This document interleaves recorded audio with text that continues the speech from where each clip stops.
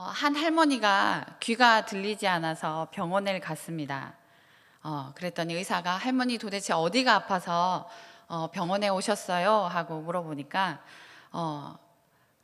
귀가 전혀 들리지 않는다고. 그래서 어느 정도 들리지 않냐고 하니까 본인이 낀 방귀 소리도 들리지 않는다. 제발 고쳐달라 이렇게 얘기를 하신 거예요. 그래서 의사가 그 얘기를 듣고는 약을 처방해 줬습니다. 그래서 할머니 이 약을 먹으면 아주 잘 들리실 겁니다 하고 얘기했더니 할머니가 도대체 무슨 그런 약이 있냐고, 어떻게 해서 이렇게 방귀 소리가 들릴 수 있게끔 그런 좋은 약이냐고 물으니 의사가 이거는 귀를 잘 들리게 하는 약이 아니라 할머니 방귀 소리를 더 크게 하는 약입니다 라고 처방을 해줬다고 합니다.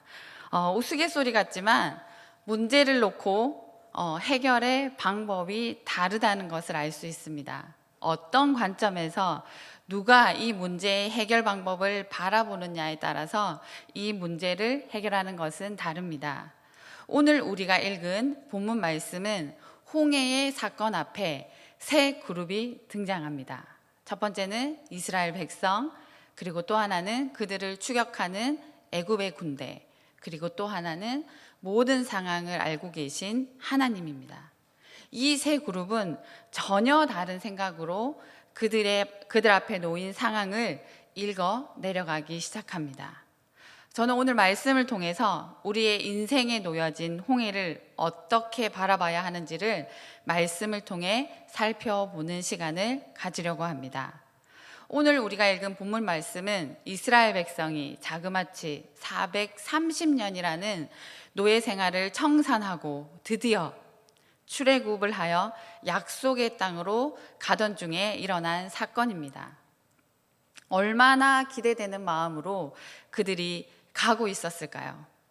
자유가 뭔지 몰랐던 그들에게 자유의 몸이 되어 그들 가족과 그들 민족만이 함께 교제하는 시간을 가지며 기쁜 마음으로 10가지 재앙으로 그들의 삶의 주인이 되셨던 하나님이 또 어떤 삶을 인도해 내실까 하는 기대찬 마음으로 그들은 길을 나섰고 마음이 들떠 있었을 것입니다.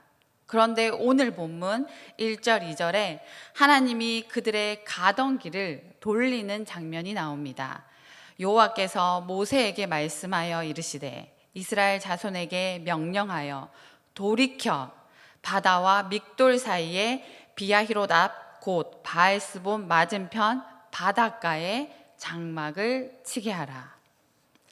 출애굽 이후 하나님은 모든 진로와 방향에 대해서 아주 세세하게 모세에게 일러 가르치고 인도하셨습니다. 오늘 이스라엘 백성들을 그들이 친 장막을 친 이곳도 하나님은 그들에게 가던 길을 돌이켜서 아주 자세히 그들이 장막을 쳐야 할 곳을 일러 주시는 장면입니다. 그냥 우연히 그들이 지금 있는 그곳에 서 있는 것이 아니라 하나님이 명령하여 돌이켜 그곳에 있게 되었다는 것입니다. 더 분명한 건 이곳이 어떤 곳인지를 우리가 알아야 되는데, 이곳은 지정학적으로 앞에는 홍해가 있고 좌우에는 협곡이 있는 절벽이 병풍처럼 이렇게 둘러싸여 있던 곳이었습니다. 그런데 이스라엘 백성이 거기에 장막을 쳤다는 소문을 듣고 자신들의 장자까지 죽어서 분노가 치밀어 올랐던 애굽의 리더들은, 그리고 바로 왕은 이스라엘 백성들이 도간에 든 쥐라고 생각하고 당장 잡아서 모조리 없애버리겠다. 그 가득 찬 분노를 그 사람들을 죽임으로 해결해야겠다라는 마음으로 오늘 말씀 7절에 나와 있는 대로 600대의 병거와 모든 군사들을 동원해서 지금 이스라엘 백성들이 처 있는 그 장막으로 향해 달려가고 있는 장면입니다. 앞은 홍해, 옆은 절벽, 그리고 뒤에는 어마어마한 군대가 이스라엘 백성들 눈앞에 놓여 있는 상황. 동서남북 어디들을 둘러봐도 빠져나올 구멍이 없는 상황. 갈 곳을 잃은 상황입니다. 내가 아무것도 할 수 없는 이 상황, 그 상황에 놓여지게 될 때 눈앞에 갈 곳을 잃은 듯한, 내가 감당할 수 없는 일이 내 앞에 홍해처럼 놓여 있을 때 이 상황 가운데 우리가 생각해내야 할 첫 번째는 믿음의 눈으로 바라보아야 한다는 것입니다. 홍해 앞에 서게 하신 분은 하나님이십니다. 그 길 위에 있게 하신 분이 하나님이라는 사실을 기억해야 합니다. 그들이 갈 곳을 잃어서 길을 놓쳐서 그곳에 장막을 친 것이 아니라 그들이 하나님이 가던 길을 방향을 돌이켜서 그들을 일부러 불러서 하나님은 그들을 그 길 위에 놓게 하셨습니다. 그 상황에서 애굽 사람들은 얼마나 이스라엘 백성들을 비웃었을까요? 특히 바로 왕은 얼마나 비웃었을까요? 결국 내 아들도 다 죽여놓고 큰 소리치며 잘 살 것처럼 떵떵거리며 나가더니 고작 길도 못 찾아 방황하는 아주 어리석어 보이고 바보 같아 보이는 바로의 눈에는 이스라엘이 서 있는 그 홍해 앞의 길은 그런 길이었을 것입니다. 세상적인 눈으로 볼 때, 하나님 없이 살아가는 바로가 볼 때 이스라엘이 처한 상황은 매우 어리석고 길도 모르고 방황하는 답답함이 짝이 없는 그런 사람들이었습니다. 하나님의 시각으로 1도 볼 수 없는 상황, 그 눈, 이것이 바로 바로가 바라보는, 세상이 우리를 향해서 바라보는 시각인 것입니다. 우리의 삶도 마찬가지입니다. 우리가 이 세상에서 양보하고 참고 인내하고 살아가는 모습을 볼 때 세상의 눈은 우리를 바보 같은 사람이라고 봅니다. 어리석다고 말합니다. 우리가 하나님을 향해서 살아간다고, 헌신한다고 이렇게 살아왔는데 세상은 우리를 향해 그렇게 살면 안 된다고 조언할 때 우리는 지금까지 내가 걸어온 길이 허무하게 느껴지고 잘못 살아왔나 흔들릴 수 있습니다. 세상의 가치 체계로는 우리를 바라볼 때에 우리가 살아가는 삶이 이해가 될 수가 없습니다. 그러나 지금 우리가 가는 이 길이 가장 안전한 길이요, 완벽한 길임을, 그리고 이 길을, 그 길을 하나님이 인도하실 거라는 확신을 가지고 우리는 살아가야 합니다. 바로의 눈으로는 절대 볼 수 없었습니다. 이스라엘 백성들이 놓여져 있는 상황을 그는 절대 결코 볼 수 없었습니다.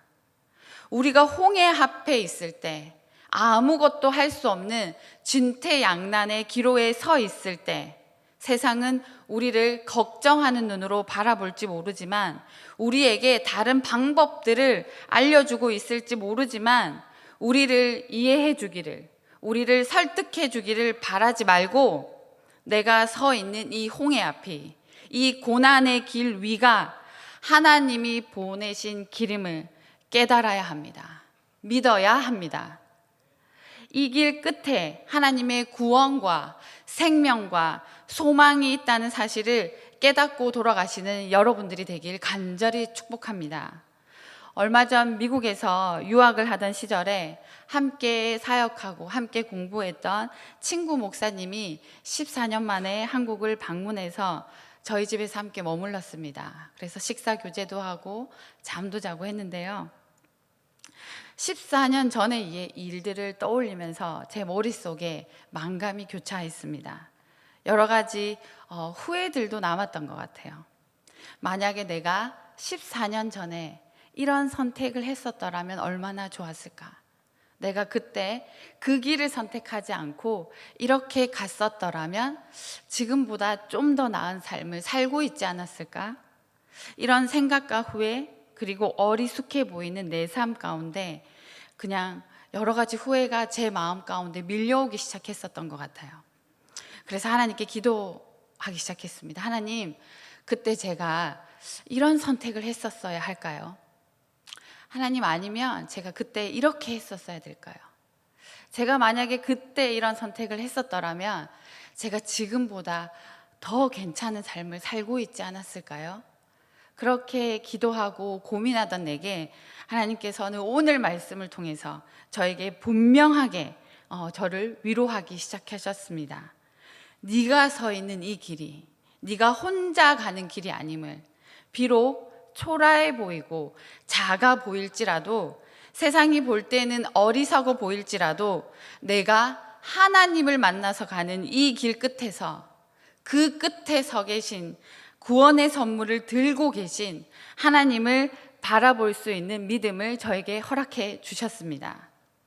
내가 어쩔 수 없이 밀려서 지금 이 길 위에 있는 것이 아니라 하나님의 치밀한 계획 가운데 나를 이 길 위에 두셨다라는 그 믿음이 홍해 앞에 서 있는 지금 당장이라도 아무것도 할 수 없는 여러분의 삶 속에 두려움 없이 이 길 위에 있을 수 있는 유일한 방법임을 아시길 간절히 축복합니다.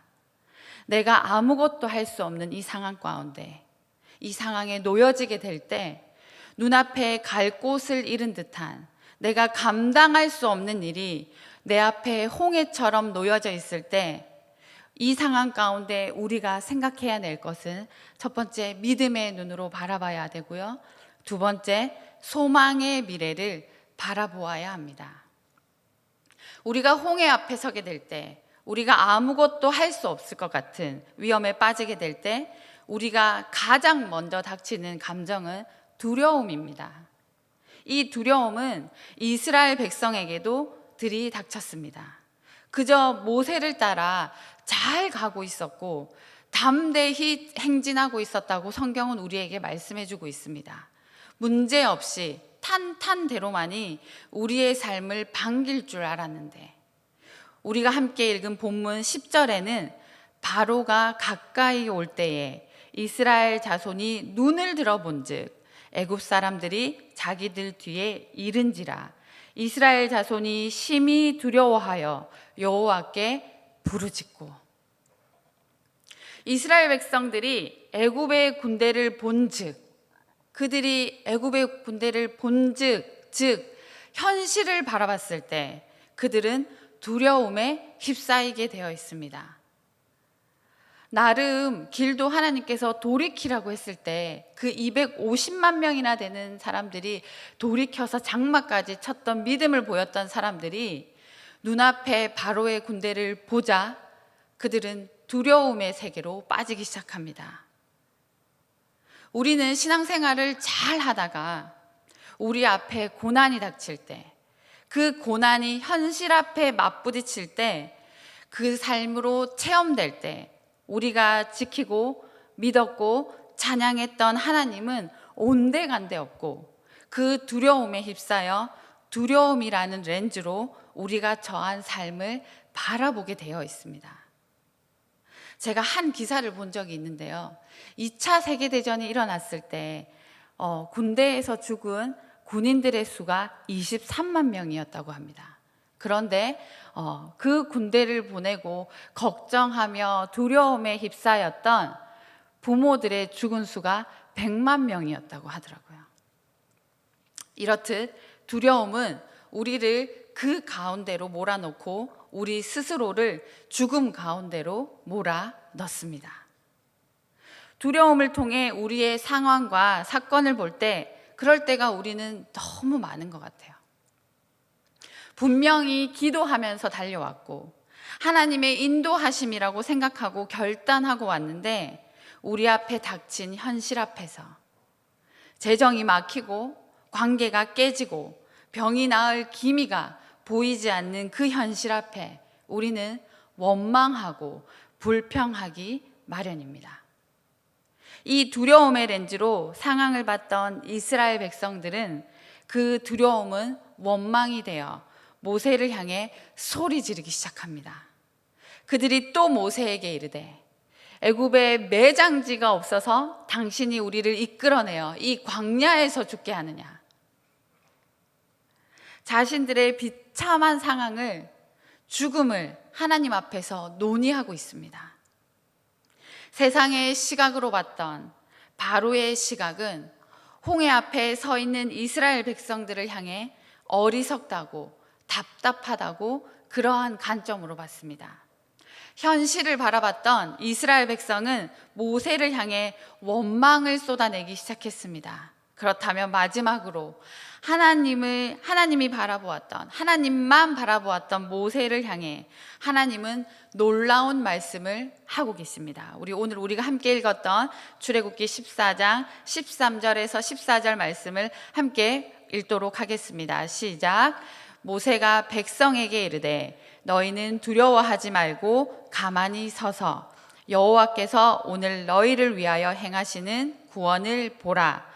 너희가 오늘 본 애굽 사람을 영원히 다시 보지 아니하리라. 여호와께서 너희를 위하여 싸우시리니 너희는 가만히 있을지니라. 아멘. 두려움에 휩싸여 자신들의 죽음을 논하는 백성들에게 하나님은 가만히 있으라고 말씀하고 계십니다. 아무리 기다려도 아무런 변화가 일어나지 않는 지금의 시간들, 다른 새로운 군대가 와서 애국 군대와 싸워서 이 일을 해결했으면 좋겠는데 갑자기 기적처럼 오다가 다리가 부러져서 미끄러져서 죽었으면 좋겠는데 애굽의 군대가 그 군대의 소리가 더 가까이 이스라엘 백성들에게 다가오는 순간, 그래서 너무 두려워서 불안해서 그들은 아마 이런 선택을 하고 싶었을 것 같아요. 제가 여러 가지 상상을 해서 세 가지 그들이 결정하고 싶었던 순간들을 생각해 봤는데요. 첫 번째, 홍해 바다로 뛰어들어서 수영을 해서 넘어가 볼까? 이런 생각을 했었을 수도 있을 것 같아요. 또 하나는 미친 척하고 싸우던지 아니면 죽은 척을 하던지 살던지 한번 해보자. 아니면 애국 군대 앞에 가서 무릎을 빌면서 싹싹 빌면서 살려달라고 애원해 볼까. 아마 그들은 한 이 세 가지 정도를 생각하면서 살 수 있는 방법을 생각했을 것 같아요. 이 세 가지 중 무언가 해보고 싶은 마음이 들었을 것 같아요. 뭐라도 두려워서 불안해서 해야 할 것 같은 상황에 있는 이스라엘 백성들에게 하나님은 딱 한 가지 명령하십니다. 가만히 있어. 가만히 서 있어. 그들이 무엇보다 하기 어려웠던 것은 가만히 있는 것이었을 것입니다. 굳건히 서서 가만히 있는 건, 아무런 선택을 하지 않고 기다리는 건 그들에게 그것이 믿음이었고, 그 선택을 통해서 하나님은 가만히 서서 여호와께서 오늘 너희를 위하여 행하시는 구원을 보라라고 말씀하고 계십니다. 제가 한 일본의 아오모리라는 지역에 사과가 엄청 유명하더라고요. 그 지역에 어마어마한 태풍이 불어서 이 사과들이 거의 다 떨어졌다는 기사를 본 적이 있습니다. 그 아오모리 지역에 어마어마한 태풍이 와서 한 해 농사가 완전히 망해버렸었어요. 그런데 90%의 사과가 다 떨어지고 10%의 사과만이 그 농장에 남아있게 된 거예요. 그런데 그 처참한 상황 속에서 이 사과 농장의 주인은 90%의 떨어진 사과에 눈을 돌리고 좌절한 것이 아니라 붙어있는 10%의 사과에 눈을 돌리고 그는 새로운 아이템을 기획하기 시작했습니다. 그건 뭐냐면 풍속 53.9m에도 살아남는 사과, 절대 떨어지지 않는 사과, 이렇게 해서 새로운 포장을 했고 원래 사과의 가격보다 10배가 넘는 가격으로 해서 대입시험을 앞둔 수험생들에게 팔기 시작했습니다. 여러분은 어떻게 했을까요? 저 같아도 사서 수능 보는 친구들에게 사줬을 것 같아요. 절대 떨어지지 않는 사과. 결국 그 전년도에 올린 매출액보다 훨씬 더 남은 10%의 사과로 인하여 더 많은 매출을 올렸다고 신문에 대문짝만한 기사를 제가 본 적이 있는데요. 이렇듯 같은 사실을 봐도 다른 길을 보는 것이 믿음입니다.